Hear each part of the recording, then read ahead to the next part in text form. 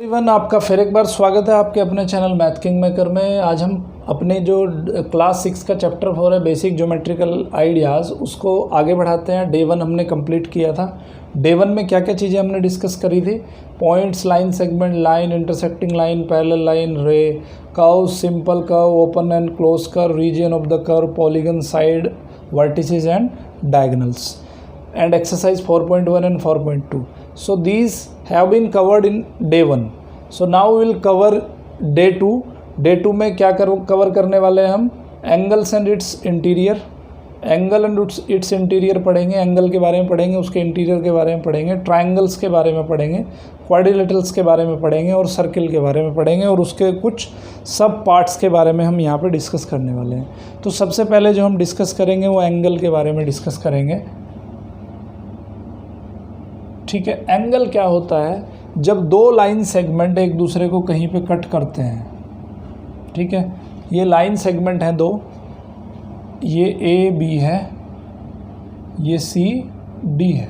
ठीक है, और ये मान लेते हैं कि किसी पॉइंट ओ पे एक दूसरे को कट कर रहे हैं। सो यहाँ पे जो ये जो बन रहा है, this is known as angle. इसको क्या कहते हैं हम? एंगल बनते हैं, एंगल कहते हैं। ठीक है, दोनों के बीच कितना आपस में कितना झुकाव है इनके बीच में। हिंदी में इसको कह सकते हैं झुकाव कह सकते हो, हिंदी में इसको सेपरेशन कह सकते हो। So this thing is known as the angle, इसको बोलते हैं एंगल। ठीक है, आपने एक डिवाइस देखी होगी, ठीक है, उसमें ऐसा देखा होगा, ये डी बोलते हैं इसको, नॉर्मली बच्चे इसको डी बोल देते हैं। यहाँ पे कुछ इस तरह से बना होता है, ये 90 डिग्री, ठीक है, यहाँ पे 80 डिग्री, यहाँ पे 70 डिग्री, यहाँ पे 60 डिग्री, 50 डिग्री, 40, 30, 20, 10। ठीक है, इसी तरह से यहाँ पे बना होता है 100 हो जाएगा ये। तो यहाँ तक देखोगे आप 180 डिग्री तक होता है। ओके, सो ये क्या है? एंगल मेजरमेंट के लिए इंस्ट्रूमेंट्स हैं। इससे क्या करते हैं हम? एंगल का मेजरमेंट करते हैं। ठीक है, सो किन्हीं भी दो लाइंस के बीच में अगर दो लाइन एक दूसरे को इंटरसेक्ट कर रही है, सो यहाँ पे जो बीच में ये चीज़ जो बन रही है, इसको क्या कहते हैं हम? एंगल कहते हैं। ठीक है, सो एंगल्स के बारे में आपने देख लिया। सो इसको मैं थोड़ा सा यहाँ पे सेपरेट करके ऐसे लिख देता हूँ। ठीक है, ये डी है, ये बी है, और ये यहाँ पे क्या है? ओ है। ठीक है, तो इसको थोड़ा और डिस्कस करेंगे हम। तो इसको कहते हैं एंगल का वर्टेक्स। ओके, सो यहाँ पे ओ को क्या कहेंगे? Vertex of the angle, vertex of the angle. Okay, O को कहेंगे वर्टेक्स ऑफ द एंगल। अगर किसी एंगल को हमें लिखना है तो उसको कैसे लिखते हैं? राइटिंग टेक्निक क्या है इसका लिखने की? जो वर्टेक्स होता है उसको बीच में लिखते हैं। ठीक है, एंगल का नोटेशन ये है, इसको एंगल कहते हैं। सो इसको पढ़ेंगे कैसे? एंगल। अब हमें मान लो अगर ये वाला एंगल लिखना है तो कैसे लिखेंगे? पहले डी लिखेंगे, फिर ओ लिखेंगे, फिर बी लिखेंगे। तो जो वर्टेक्स जहाँ पे एंगल बन रहा है उस वर्टेक्स को बीच में लिखते हैं। So angle D O B. ठीक है, और हमेशा जब भी एंगल बनेगा तो 3 पॉइंट होंगे ज़रूर। 3 पॉइंट से मिलके ही एंगल बनेगा, क्योंकि 3 पॉइंट से मिलके 2 लाइन बनेगी। एक लाइन है, अब लाइन सेगमेंट है आपका डी ओ, एक लाइन सेगमेंट है ओ बी, और दोनों एक दूसरे को ओ पे कट कर रहे हैं। तो ये जो एंगल है इसको लिखने का तरीका है आपका डी ओ बी। इसको एंगल का नोटेशन कहते हैं, एंगल डी ओ बी। ठीक है, सो ये हो गया आपका एंगल। अब एंगल का इंटीरियर और एक्सटीरियर क्या होगा?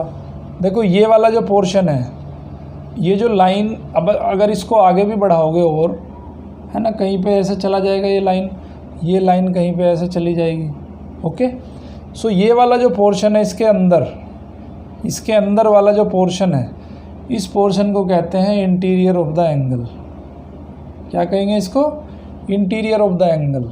ठीक है, ये जो पोर्शन है, this portion is known as interior of the angle. ठीक है, और इसके बाहर वाला जो पोर्शन है, ये बाहर, इसके बाहर जितना भी पोर्शन है उसको कहेंगे हम exterior of the angle, exterior of the angle. समझ गए एंगल का मतलब क्या होता है? Okay.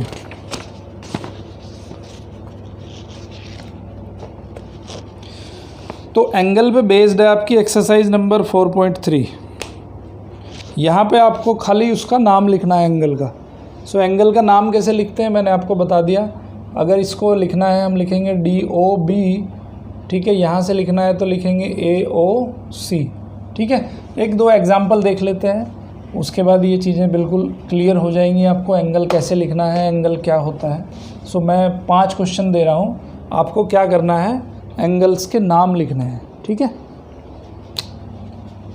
Right the name of the following angle.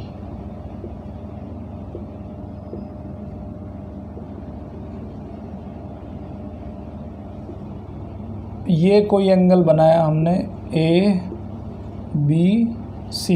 ठीक है। ये वाला एंगल आपको बताना है कि इसका नाम क्या है। ACB, ये वाला एंगल बताना है कौन सा है। PQR, ये वाला एंगल बताना है। PQR, ये वाला एंगल बताना है आपको, ठीक है। और एक और लिख लो एग्जांपल।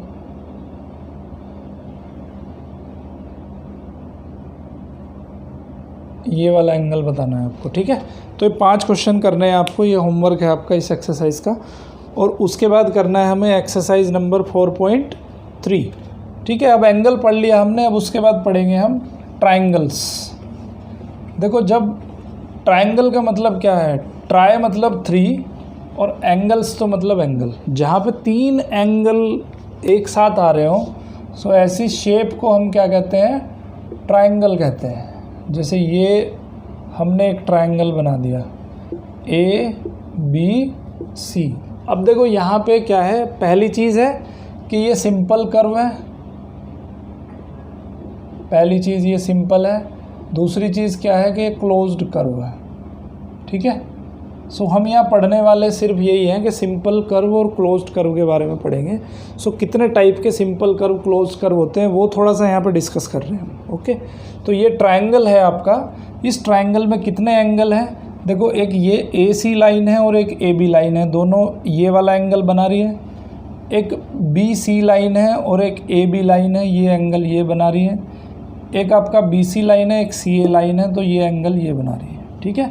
सो इसको बोलते हैं ट्रायंगल। और ये साइड, इसको बोलेंगे इसका साइड, ठीक है। तो आपको मैंने बताया था पॉलीगन जब पढ़ाए थे, तो पॉलीगन में क्या बताया था, ये साइड होती है, ठीक है। जितने भी लाइन सेगमेंट होते हैं किसी भी क्लोज कर्व में, सो इसको कहते हैं उसका साइड। तो साइड कौन कौन सी हो गई यहाँ पे?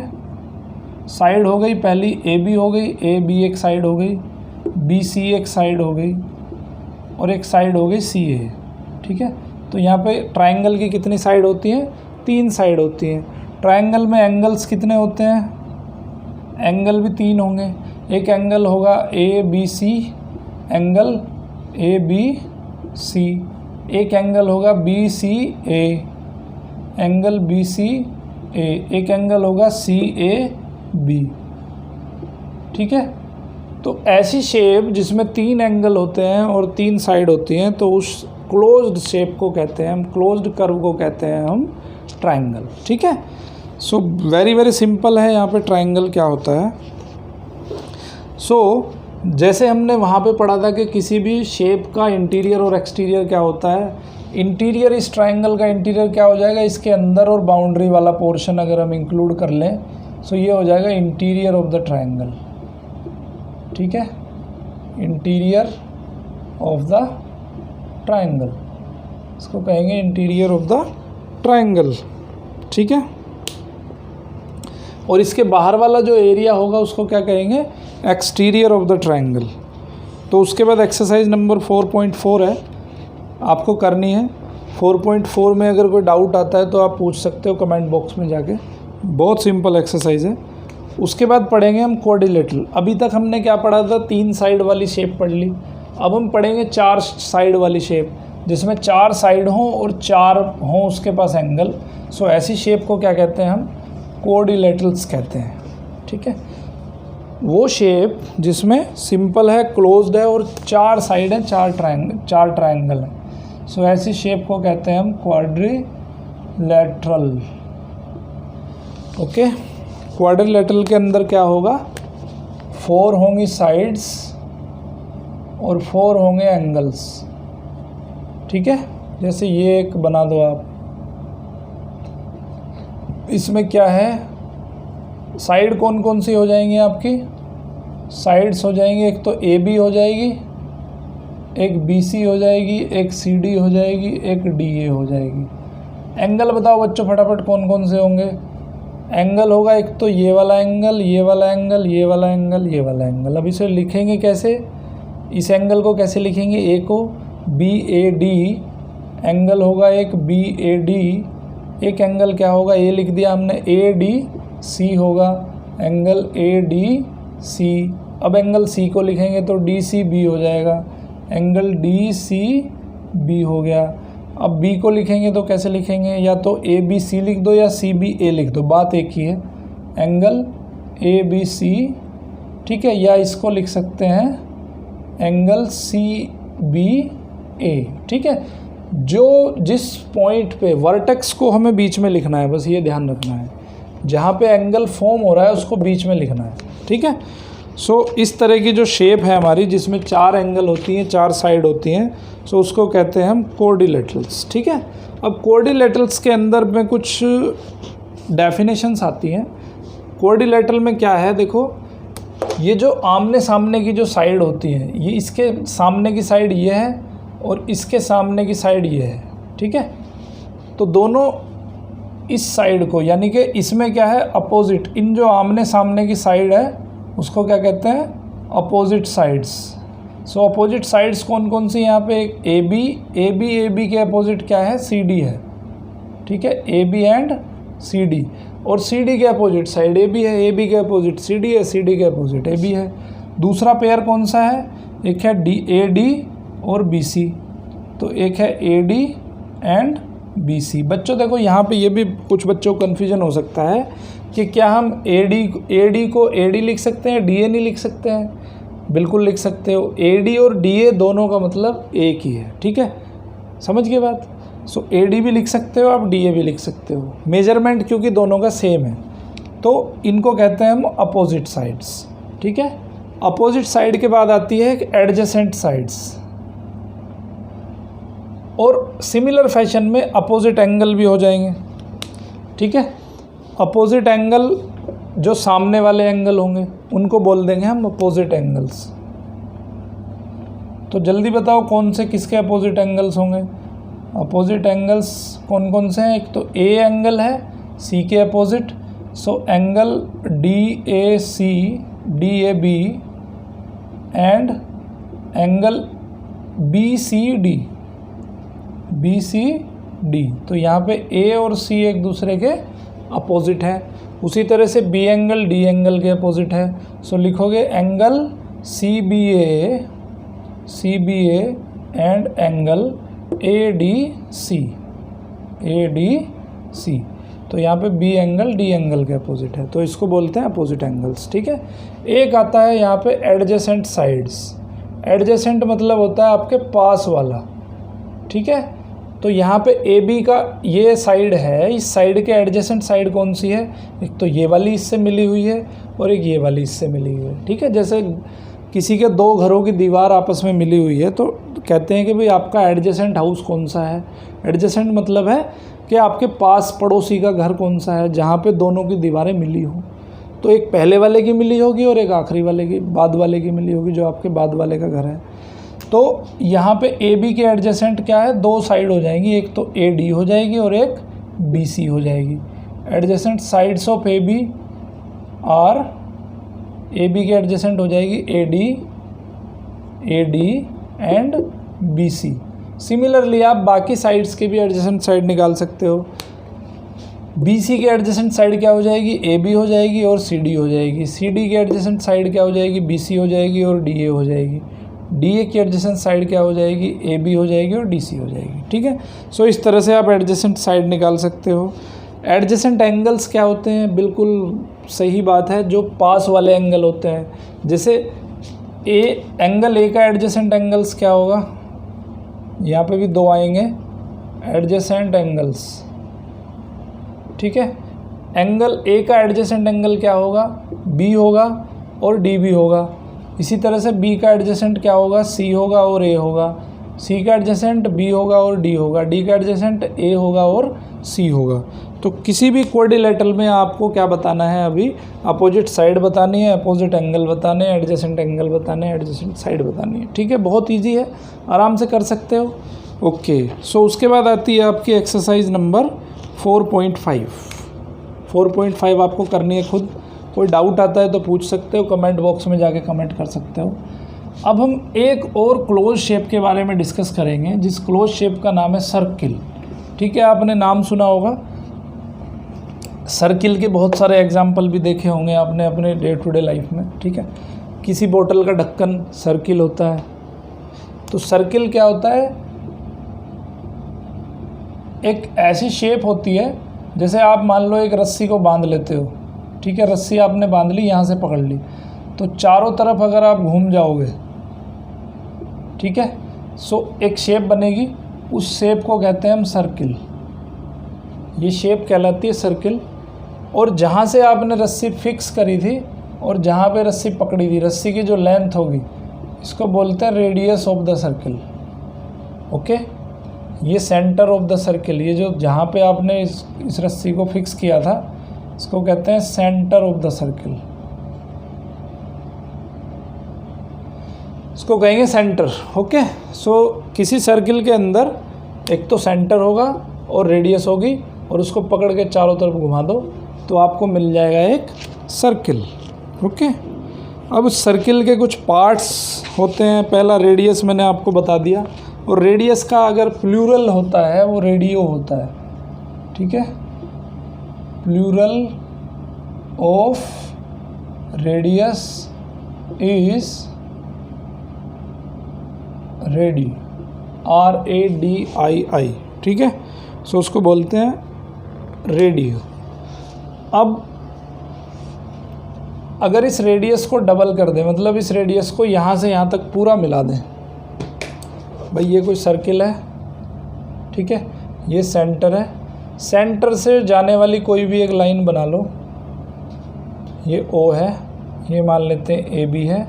तो सेंटर से जाने वाली जितनी भी लाइन है, ठीक है, और जो सर्किल को दोनों तरफ कट करेगी, इस लाइन को क्या कहते हैं हम, डायमीटर ऑफ द सर्किल कहते हैं। डायमीटर ऑफ द सर्किल कहते हैं। और आप एक चीज़ और देखो, ये जो OA और OB दोनों इक्वल होंगे, यहाँ पे OA इज इक्वल टू होगा OB, OA is equal to OB। तो OA is equal to OB क्या है, रेडियस है ये सर्किल की, है ना। तो डायमीटर कितना हो जाएगा, रेडियस का डबल हो जाएगा, है ना। सो जो डायमीटर होता है किसी भी सर्किल का, वो होता है 2 इंटू रेडियस। रेडियस का 2 गुना होता है डायमीटर। ये चीज़ आपको ध्यान रखनी है। ठीक है, उसके बाद आता है कोड। कोड क्या है कि किसी भी 2 पॉइंट को, सर्किल पे कोई भी 2 पॉइंट अगर लाई कर रहे हैं, उन 2 पॉइंट को आप आपस में मिला दोगे तो उससे बन जाता है कोड। ठीक है, डायमीटर भी एक कोड ही है, क्योंकि आपने क्या किया है कि सर्किल के 2 पॉइंट को आपस में मिला दिया है जो उसकी बाउंड्री पे एग्जिस्ट कर रहे हैं। सो कोड क्या है, ये सर्किल बनाया आपने, किसी भी 2 पॉइंट को ले लिया, एक पॉइंट यहाँ पे ले लिया, एक पॉइंट यहाँ पे ले लिया। सो ये क्या बन गया, इसको कहते हैं हम कोड। ओके, एक पॉइंट यहाँ लिया आपने, तो ये जो बन गया इसको कहेंगे कोड। एक पॉइंट यहाँ पे लिया, इसको क्या कहेंगे, इसको कहेंगे हम कोड। ठीक है, तो ये सब क्या एग्जांपल है, कोड के एग्जांपल है। किसी भी सर्किल पे 2 पॉइंट्स को अगर आपस में मिला दोगे, सो उससे बन जाएगा आपका कोड। ठीक है, अब बात करते हैं आर्क के बारे में। ये देखो, कोड जहाँ पे सर्किल को डिवाइड करता है, इस कोड ने, देखिए ये हमने कोड बनाई एक ए बी, तो इसने इस सर्किल को यहाँ पे कट कर दिया, तो इसका जो ये सरकमफ्रेंस होगा, ठीक है, ये जो पोर्शन होगा, इस पोर्शन को कहते हैं हम आर्क, ठीक है, इस पोर्शन को क्या कहते हैं, आर्क कहते हैं। अब इंटीरियर एक्सटीरियर, देखो सर्किल के अंदर वाला जो पार्ट होगा कहीं भी उसको कहेंगे हम इंटीरियर, सर्किल के बाहर वाला जो पोर्शन होगा उसको कहेंगे एक्सटीरियर, और सर्किल के ऊपर जो होगा उसको कहेंगे हम बाउंड्री, ठीक है। तो अगर कोई आपसे पूछता है कि भाई सेंटर सर्किल के इंटीरियर में होता है या एक्सटीरियर में होता है, तो आंसर क्या होगा, इंटीरियर में होता है। ये पॉइंट कोई सी है तो सी इंटीरियर में है कि एक्सटीरियर में है, इंटीरियर में है। यहाँ पे कोई पॉइंट डी है तो डी इंटीरियर में है कि एक्सटीरियर में है, इंटीरियर में है। कोई पॉइंट यहाँ पे है ई, तो ई इसके एक्सटीरियर में होगा। एफ यहाँ पे है तो ये भी एक्सटीरियर में होगा। ए और बी कहाँ पे होंगे, ए और बी इसकी बाउंड्री पे पॉइंट है, ठीक है। तो ये चीज़ आपको याद रखनी है। दूसरी एक चीज़ और होती है, इसमें सेगमेंट होता है और सेक्टर होता है। तो सेगमेंट क्या है, थोड़ा ध्यान से देख लो, सारी चीज़ें एक दूसरे से कनेक्टेड हैं, ठीक है। कोड क्या करता है कि किसी भी सर्किल को दो पार्ट में डिवाइड कर देता है, ठीक है। ये कोई कोड लिया आपने ए बी, तो इसने सर्किल के कितने कर दिए, दो पार्ट कर दिए। जैसे आपने कोई फ्रूट लिया, जैसे अमरूद लिया, गवावा लिया, गवावा के आपने क्या कर दिए, दो पोर्शन कर दिए, ऊपर से उड़ा दिया थोड़ा सा, ठीक है। तो ये पार्ट अलग हो गया, ये पार्ट अलग हो गया, और एक पार्ट ये हो गया, आपके पास दो पार्ट हो गए, ठीक है। तो इस पार्ट को कहते हैं हम सेगमेंट, इस पार्ट को क्या कहते हैं, सेगमेंट कहते हैं, ठीक है। तो यहाँ पे दो सेगमेंट बनेंगे, एक स्मॉल सेगमेंट बनेगा और एक बिग सेगमेंट बनेगा। ये स्मॉल सेगमेंट है और ये बिग सेगमेंट है, दो सेगमेंट बन गए आपके पास, ठीक है। तो इसको कहते हैं सेगमेंट। अब बात करते हैं हम सेक्टर की। सेक्टर में क्या करते हैं कि ये अगर कोई सर्किल है तो सर्किल का जो सेंटर है और इसकी दो रेडियस ले लो कोई भी, ठीक है, दो रेडियस कोई भी हमने ले ली, तो ये क्या कर रही है, रेडियस। अब देखो जैसे आपने कोई भी फ्रूट लिया और उस फ्रूट को इस तरह से काट लिया, है ना, तो ये दो पार्ट में डिवाइड हो जाएगा। अब एक पार्ट तो हो जाएगा इसका ये, ठीक है, एक पार्ट हो जाएगा इसका ये, इस तरह से दो पार्ट में डिवाइड हो गए। तो इस वाले पार्ट को क्या कहते हैं, इसका सेगमेंट कहते हैं, सॉरी सेक्टर कहते हैं इस वाले पार्ट को, ठीक है। क्या कहते हैं, सेक्टर। ये वाला जो पार्ट होगा this will be it's sector, ठीक है। तो इस तरह से, और ये जो इसकी बाउंड्री होती है, किसी भी सर्किल की जो बाउंड्री होगी इसको बोलते हैं सरकमफ्रेंस, सरकमफेरेंस, सरकमफेरेंस कह लो या पेरीमीटर कह लो, दोनों का मतलब एक ही है। पेरीमीटर कह दो या सरकमफ्रेंस, दोनों का मतलब एक ही है, ठीक है। सो उसके बाद आपको करना है, सेक्टर हो गया, उसके बाद सेमी सर्कल। सेमी सर्कल का मतलब क्या है, देखो आपने इस सेगमेंट, स्मॉल सेगमेंट और बिग सेगमेंट में आपने डिवाइड कर लिया, बिल्कुल बहुत अच्छी बात है। अगर मैं इस सर्किल को दो पार्ट में डिवाइड करूं जो सेम सेगमेंट में हो, सेम सेगमेंट का मतलब क्या है, आपको बिल्कुल इसको बीचों बीच से काटना पड़ेगा, बीचों बीच से काटना पड़ेगा। तो यहाँ पे दो छोटे छोटे सर्किल बन जाएंगे, हाफ सर्किल, ठीक है। अगर आप इसको डिवाइड कर लेते हो इस तरह से, तो यहाँ पे दो छोटे छोटे हाफ सर्किल बनेंगे। पहला ये बन गया और दूसरा ये बन गया, ठीक है। तो इन दोनों को कहते हैं हम सेमी सर्किल। अगर किसी सर्किल को हम हाफ हाफ में डिवाइड कर देते हैं तो सेमी सर्किल कहते हैं। यानी कि सेमी सर्किल का मतलब क्या है, सेमी सर्कल का मतलब है हाफ सर्किल, ठीक है। तो किसी भी हाफ सर्किल को हम क्या कह सकते हैं, सेमी सर्किल कह सकते हैं। उसके बाद है एक्सरसाइज नंबर आपकी 4.6। 4.6 में बहुत ईजी है। 4.6 आपको खाली फिगर दिया है सर्किल का, सर्किल में कुछ पोर्शन बना दिए उसने, तो पूछा है आपसे कि सेगमेंट क्या है और सेक्टर क्या है ठीक है, रेडियस कहाँ पे है उसकी और कहाँ पे उसका सेंटर है। ठीक है, इस तरह से आपका ये चैप्टर नंबर 2 फिनिश होता है। अगर किसी बच्चे को कोई डाउट है तो आप कमेंट बॉक्स में जाके कमेंट कर सकते हैं, अपने डाउट पूछ सकते हैं। ओके, सो वीडियो को ज़्यादा से ज़्यादा सब्सक्राइब करिए, शेयर करिए, अपने दोस्तों के साथ भी शेयर करिए, किसी की हेल्प हो जाएगी। चलिए मिलते हैं अब चैप्टर 5 में, नेक्स्ट चैप्टर में। तब तक के लिए देखते रहिए मेरा वीडियो और चैनल को सब्सक्राइब करिए, देखते रहिए। Okay, thank you very much.